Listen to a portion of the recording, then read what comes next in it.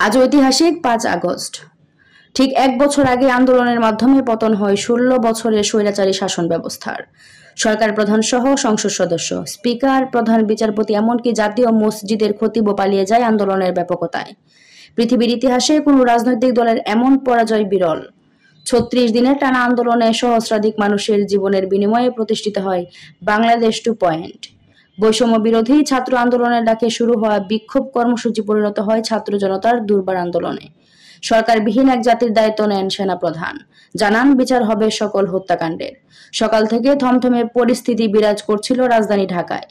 দুপুর ১১টার পর বাড়তে থাকে মানুষের ঢল। দুপুর গড়াতে এই ঢল পরিণত হয় জনসমুদ্রে। শুধু বাংলার ছাত্র আর রাজনীতিবিদেই সীমিত নয়, সমুদ্রের প্রতিটি বিন্দুর মতো লং মার্চ টু ঢাকা বাস্তবায়নে যোগ দেন সাধারণ মানুষও।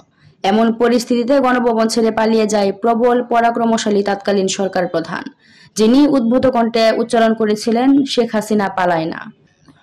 এরই মধ্যে গণমাধ্যমে খবর আসে দেশ ছেড়ে পালিয়েছেন শেখ হাসিনা। পতন হয়েছে ১৬ বছরের স্বৈরাচারী সরকার ব্যবস্থার।